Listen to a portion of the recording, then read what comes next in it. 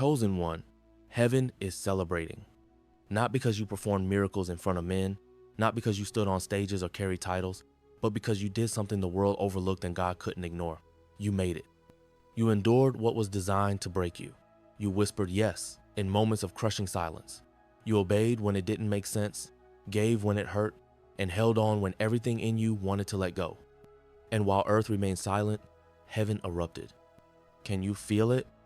That quiet ache in your soul that kept asking if it was worth it, if anyone noticed, if it mattered at all. This is the answer. This message did not find you by accident. It found you because your name has been echoing in the halls of eternity. God saw what no one else saw. The trembling prayer you whispered behind closed doors. The forgiveness you gave without applause. The sacrifice no one recognized but cost you everything. You made it not to fame, not to ease, but to God's attention. You weren't chasing validation, but the heavens validated you. You weren't trying to be seen, but the one who sees all was watching, and now he's responding. Because what you did in secret sent a sound into the spirit.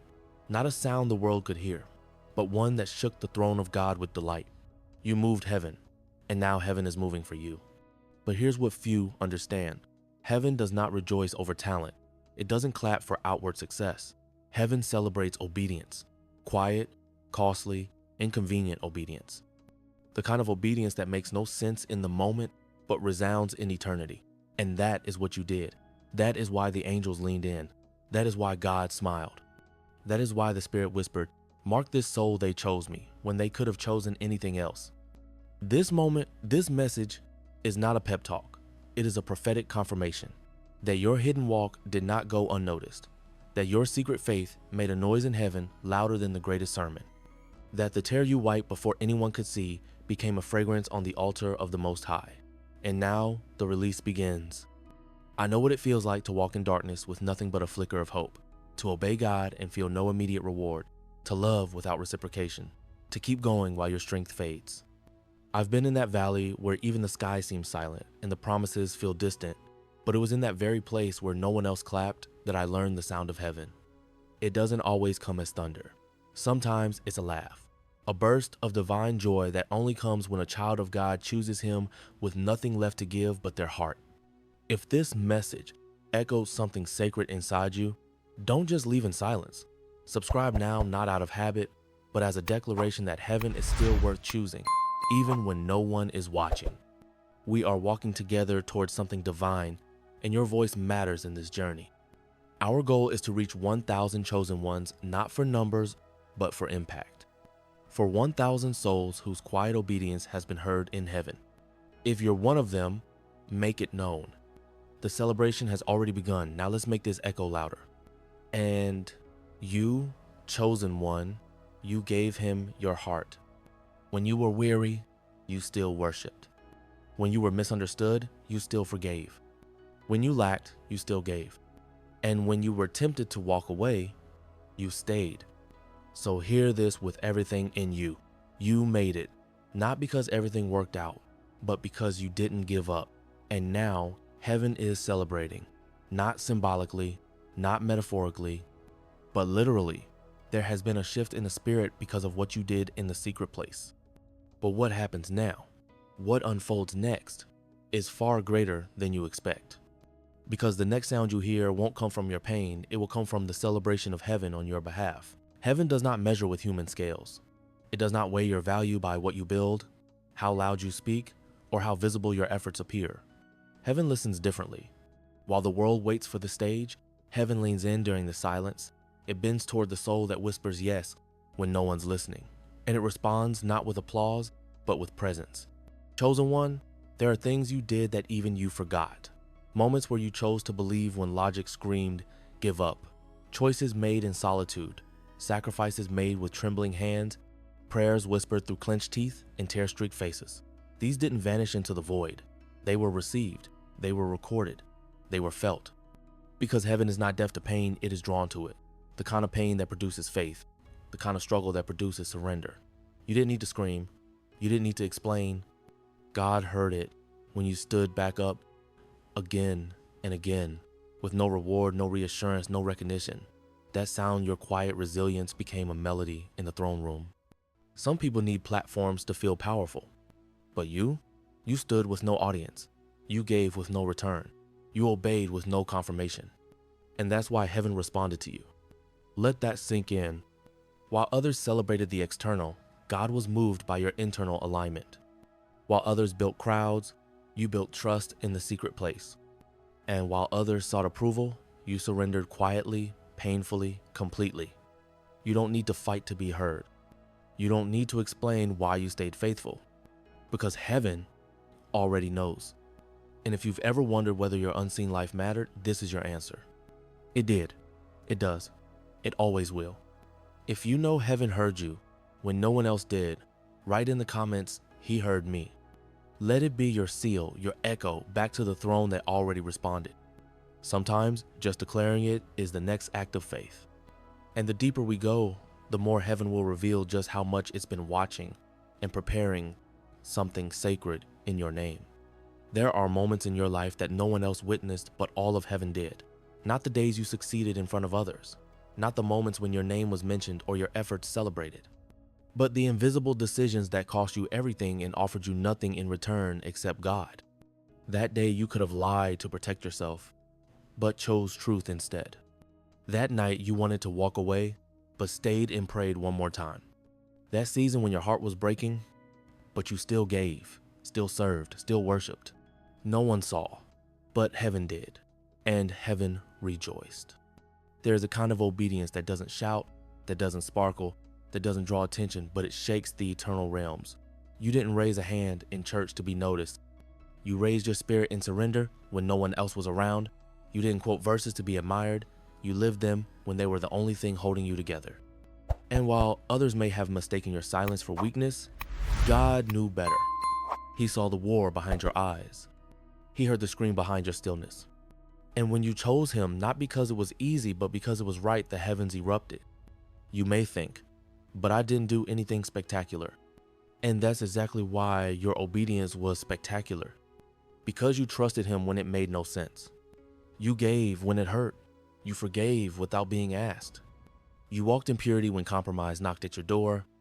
And while you were wondering if it mattered at all, the angels were dancing.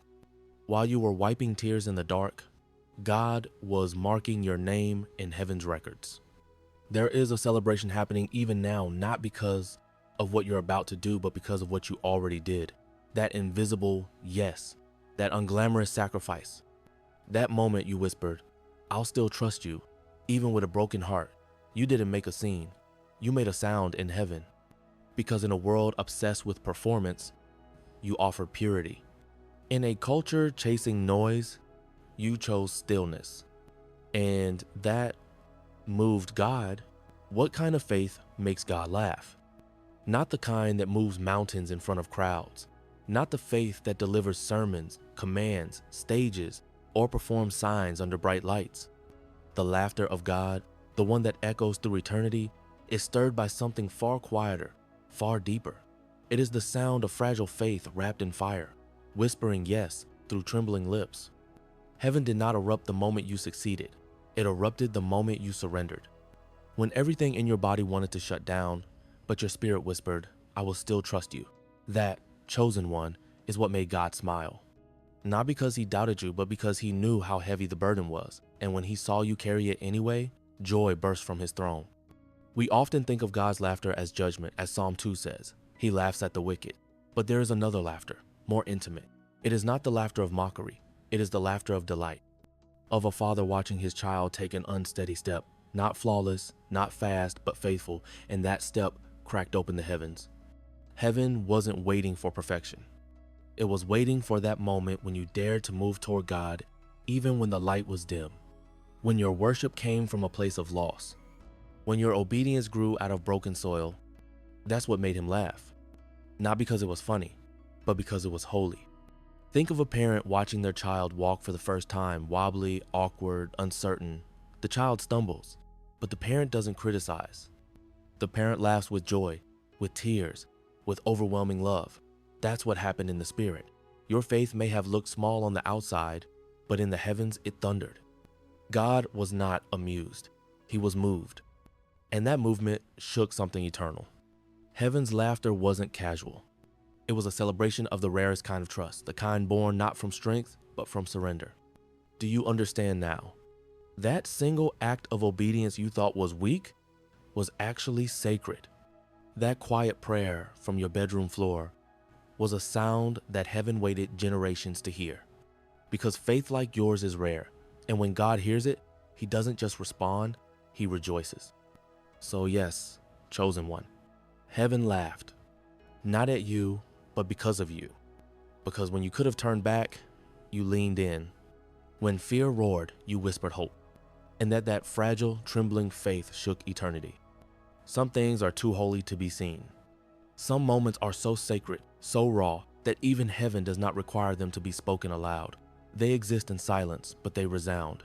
That's what your obedience did. It didn't make noise in the room. It didn't trend, it didn't earn applause, but it released a frequency in the spirit that only heaven could hear, and heaven could not stay quiet.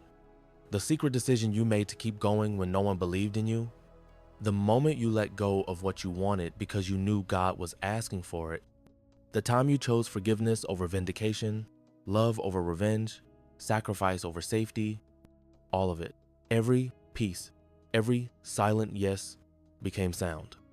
Because in the unseen realm, obedience has a voice, not made of words, but of weight.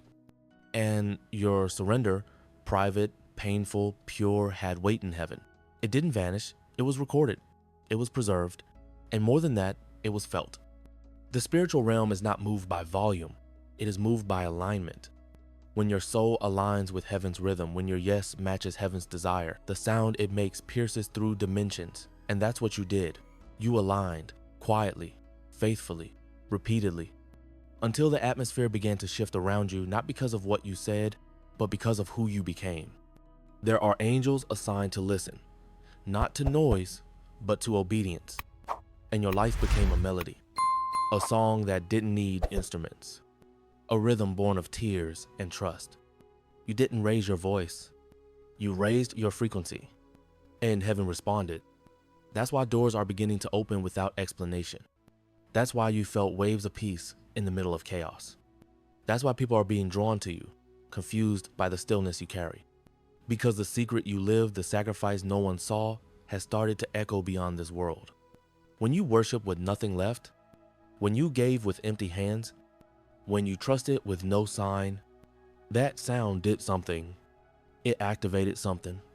You didn't just obey, you released a vibration that stirred the courts of heaven.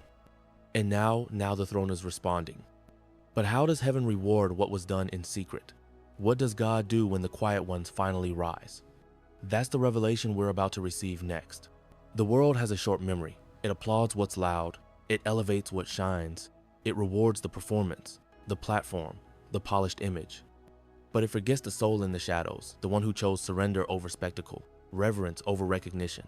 And that is why heaven's memory is not like man's. What the world forgets, God remembers. The people you helped may have walked away. The prayers you offered for others may have gone unthanked. The faith you held when no one stood beside you may have been dismissed. But none of it was wasted.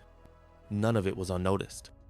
Every act you thought had been buried in obscurity was planted in eternity. Heaven does not forget the fast you didn't post about. Heaven remembers the tears that hit your pillow instead of the altar.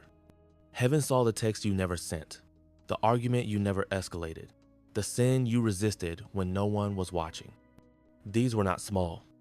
They were eternal echoes, fingerprints of your devotion etched in the record books of the kingdom. While the world counts followers, heaven counts faithfulness. While the world honors charisma, heaven rewards character. You were never overlooked by God, only hidden for the right moment.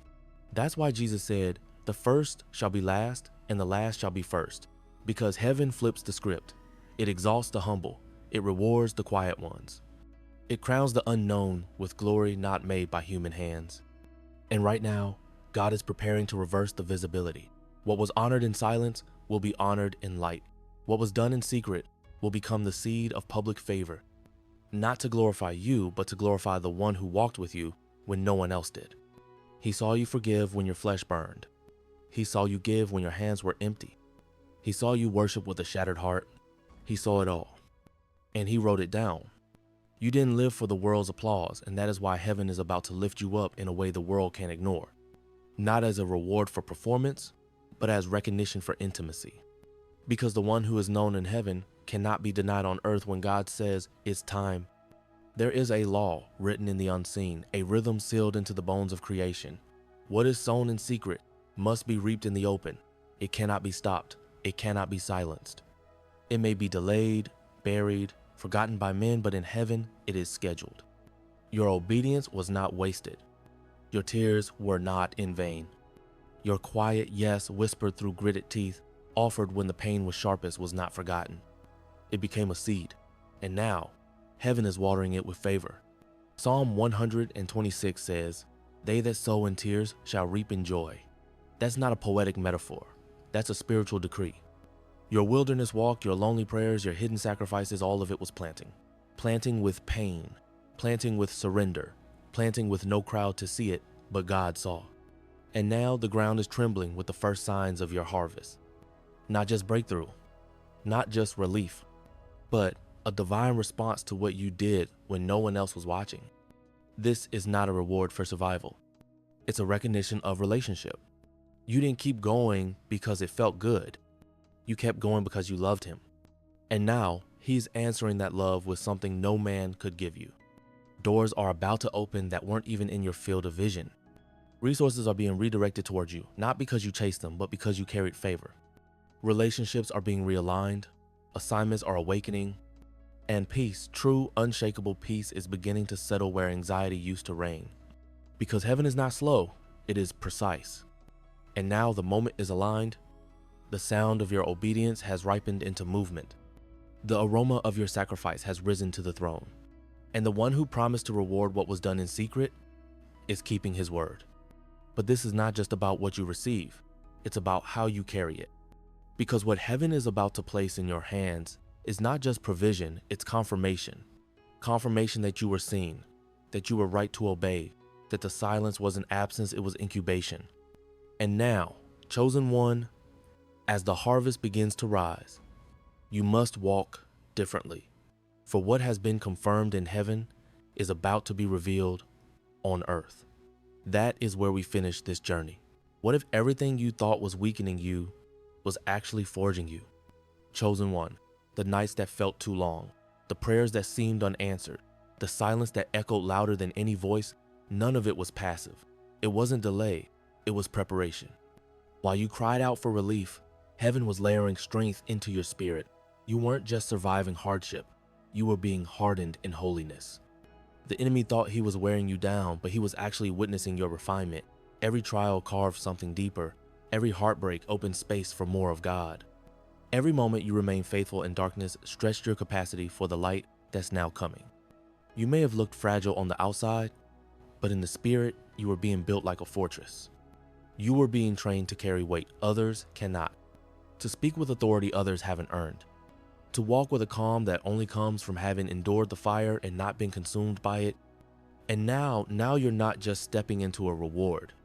You're stepping into spiritual stature. Heaven doesn't just see you as one who obeyed. It sees you as one who was qualified through fire, silence, resistance, and surrender. This is why you feel the shift in the atmosphere. Not because the world changed, but because you did. Your discernment is sharper. Your presence is heavier. Your peace no longer depends on your circumstances. That's not by accident, that's by design. You didn't come through this barely holding on. You came through with new oil, new weight, and new authority. And what's ahead of you now cannot be walked with hesitation. It must be walked with heaven-conscious boldness. Because God didn't just celebrate what you did. He is commissioning who you've become. And when heaven commissions someone who has been proven in silence, how do they walk into the next season? That is what we'll step into now. Now that you know heaven celebrated, now that you understand your tears were not wasted, your surrender not ignored, your secret sacrifices not unseen, you can no longer walk the same. You are not anonymous in the spirit. You are not wandering without witness. You are marked not by man, but by God. And from this moment forward, you must walk like someone known in the throne room. When you step into rooms, remember, heaven walks with you. When you pray in silence, remember, angels still respond. When you speak truth with trembling lips, remember, eternity leans in. This isn't about pride. It's about posture, the posture of someone who has been approved in private, the posture of someone who knows they've made heaven rejoice. So let your steps carry the sound of someone who didn't quit. Let your voice carry the weight of someone who's been heard. Let your presence carry the stillness of someone who's been vindicated by the only court that matters. Because what God felt when you obeyed, He is not finished with it. It is building, it is expanding, it is becoming visible. There will be moments where the enemy tries to whisper that it was all in vain, but now you carry a deeper truth. The truth that your name was spoken in the presence of God, that your offering became a fragrance before His throne, that your hidden life has been embraced by the one who sees everything. You didn't need a pulpit. You didn't need a platform. You lived for an audience of one, and now that one is responding. So walk forward, not to earn something, but to live from what's already been settled. You don't need to prove who you are. Just carry what you carry, and let the earth catch up to what heaven already knows. And if this message was your confirmation, you're still subscribed now. Not out of habit, but out of alignment. We are reaching 1,000 chosen ones who know they've been seen by heaven, and if you are one of them, join us. The next word will not be random. It will be sent, because the journey does not end here. We will meet again where the unseen becomes visible, and the faithful are called forward. Until then, walk like someone who made God smile.